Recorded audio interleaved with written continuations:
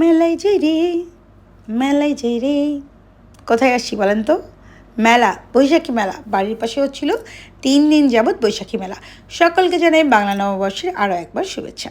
এটাই হচ্ছে আমাদের বাংলার ট্র্যাডিশনাল মেলা, যেখানে হরেক রকম জিনিসপত্র পাওয়া যায়। বাচ্চাদের ছোটো ছোটো খেলনাপাতি থেকে শুরু করে ঘর সাজানোর জিনিস, বিভিন্ন রকম দুল চুড়ি ফিতা, লটারি, খেলাধুলার জিনিসপত্র কি নাই বলেন, সবই আছে। বাট আমি চলে এসেছি একদম অনেক রাতে, কারণ এখন বাজে প্রায় 10:30। আর কি আর করব বলেন, বিকেল থেকে এখানে মানে বিকেল না, দুপুর থেকে সেই দমে বৃষ্টি হচ্ছিল। আর নববর্ষর দিন থেকে মানে একদম বৈশাখের পহেলা দিন থেকেই চাচ্ছিলাম যে এখানে আসবো, বাট আসতে পারিনি, কেননা প্রচুর ভিড় ছিল। তারপরে এই খেলনাটা এত ভালো লাগলো, পরে এটা আমি আমার পারচেস করলাম আমার ভাইয়ের জন্য। বলবেন তোমার ভাই তো অনেক বড়, আমি বলবো আমরা ভাই বোনরা এখনও খেলাধুলা করি। আমি যেমন পুতুল নিয়ে খেলাধুলা করি, আমার ভাইকে আমি খেলনা কিনে দিই। সবসময় মোবাইল টিপতে ভালো লাগে না। তারপরে এখানে চলে আসলাম, এখানে এসেই আমি আটকে গেলাম, কারণ আমি আটকাই, আমার মতো সকল মেয়েরাই আটকায় এই কাচের রেশমি চুড়িতে, তাই না বলেন তাপুরা?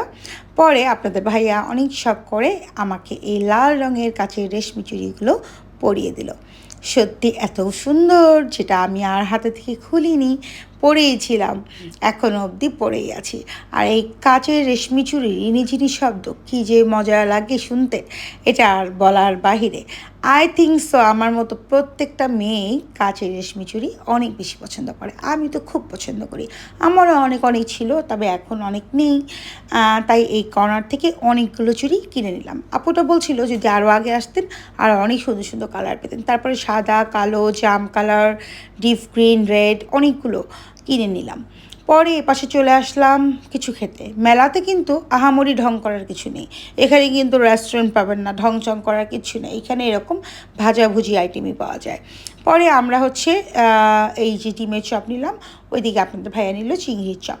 তবে এগুলো কিন্তু ফ্রেশ সত্যি, কারণ এই ভাইয়াটা আমাদের সামনেই দাঁড়িয়ে ভেজে দিল। গরম গরম চপ খেতে মজাই লাগছিল। আমরা হচ্ছে ডিমের চপটা খাচ্ছিলাম, এটা হচ্ছে ঝাল ছাড়া, আর আপনাদের ভাইয়া আস্ত আস্ত শুকনো মরিচ ভাজা দিয়ে চপ খেয়ে নিচ্ছিল। তাই আমরা মামে হাসাহাসি করছিলাম। তারপর এটা খেতে খেতে দেখছিলাম যে আর কি পাওয়া যায়। সত্যি একটু লেটই হয়ে গেছে, কিছু করার নেই, তবে ভালো হয়েছে, একটু গ্যাঞ্জাম কমেছে। আর বৃষ্টি হওয়ার কারণে ঠান্ডা পরিবেশটা হয়েছে, ধুলাবালিও বসে গেছে। আর এই পাশে এসে পেয়ে গেলাম কি জানেন, অনেকগুলো পাখা। আর এই পাখাগুলো আমাদের কিন্তু বাংলার ঐতিহ্যকে অনেক বেশি তুলে ধরে। এখনকার দিনে কিন্তু পাখা আর দেখতেই পাওয়া যায় না। তাই আপনাদের ভাইয়া বলছিল যে তুমি পাখা দিয়ে কী করবে, আমি বললাম যে একটা পাখা নিই না, কারণ হচ্ছে আইপিএস ব্যাকআপ দেয় 3 ঘন্টা থেকে 3.5 ঘন্টা। কিছুদিন পর থেকে কারেন্ট যাবে আর ইলেকট্রিসিটি পাবো না, 3 ঘন্টা 4 ঘন্টার পরে আইপিএস তার ব্যাকআপ দেবে না, তাই একটা পাখা নিয়ে নিই। তারপরে আমি সব কিছু রেখে এই তালের পাখাটাই নিলাম, আর এটার বাতাসটা অনেক ভালো। ভাইয়াও বলছিল তালের পাখাটা নেন, এটা বাতাস ঠান্ডা। পরে এই পাখাটা দেখেন কি সুন্দর হাতে রং করা, নিয়ে নিলাম। পরে এসে এখানে চটপটি ফুচকা খেলাম, যদিও শ্যুট নিতে পারিনি, কারণ আমার শ্যুট নেওয়ার লোক নাই। একটু একটু শ্যুট আমি নিই, একটু একটু শ্যুট আপনার ভাইয়া নেয়। তারপরে এই পাশটাতে বিক্রি করছিল 3টা স্টলে বিভিন্ন রকম মুড়ি, মুরকি, কদমা, বাতাসা, যত রকমের আইটেমস আছে। তবে ওদের এখানে একটা জিনিস ভালো লেগেছে কি, একটু ঝাল ঝাল টাইপের কিছু জিনিস ছিল, যেটা আমাদের শিয়ালগঞ্জে পাওয়া যেত না। তবে যত কথাই বলেন, আমাদের শিয়ালগঞ্জের দুর্গাপুজোর সময় যে বড় বড় মেলাগুলো হয় মুজিব সড়কে, কিংবা আগে অনেক ছোটোবেলা আমি আমার আব্বুর সাথে, যেটা হচ্ছে ডিগ্রি কলেজ, সেটাকে বলতো কি বিএ কলেজ মাঠ, সেই মাঠে বিশাল মেলা হতো।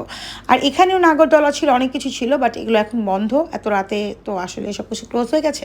পরে এখান থেকে আমরা অনেক কিছু খেয়ে টেস্ট করে নিয়েছিলাম। তবে মিস করছিলাম আমার শিয়ালগঞ্জকে। শিয়ালগঞ্জে যে আমরা যে বুঁদেটা খাই, মানে বুন্দিয়া যেটাকে বলে, সেটা নাই, আর সাদা ঝুড়িটা নাই, যে দুটা জিনিস আমার খুব বেশি পছন্দ। সাদা ঝুড়ি তো আমার অনেক পছন্দ, সেটা এখানে পাইনি। তবে এখানকার 3টা দোকানের ভাইয়ারাই অনেক ভালো ছিল, আমাকে বারবার করে রিকোয়েস্ট করছিল আপু একটু খেয়ে খেয়ে নেন। আমি বারবার জিজ্ঞেস ভালো হবে তো, ভালো হবে তো, বলছিল আপু আপনি একটু একটু করে খেয়ে খেয়ে নেন, দেখেন ভালো লাগবে। তো আমার এরকম খেয়ে দিয়ে নেওয়ার এক্সপিরিয়েন্স নাই, তারপরেও মেলায় এসেছি, কেনাকাটা করবো না তা তো হতে পারে না। তাই এখান থেকে 4-5 পদের আইটেম আমরা কিনেছি, তবে একটু একটু করে টেস্ট করে, খুব বেশি না, অল্প অল্প করে, মানুষই দুজন, আর আমার এসব আসলে খুব একটা বেশি খাওয়া হয় না। তাই তবে এখানে এই জিনিসটা খুব ভালো লাগছে, ভাই আমাকে খুব জোর করে বললো যে এটা একটু খেয়ে দেখেন। পরে খেয়ে দেখলাম সত্যি অনেক মজা। এটা ছোটো ছোটো চানাচুর, কুড়মোড়ে, কারণ আপনাদের ভাইয়া চানাচুর অনেক পছন্দ করে। পরে নিয়ে নিলাম একটু বেশি করে। আর এই পাশে ছিল জিলিপি, গজা, বিভিন্ন রকম মিষ্টি।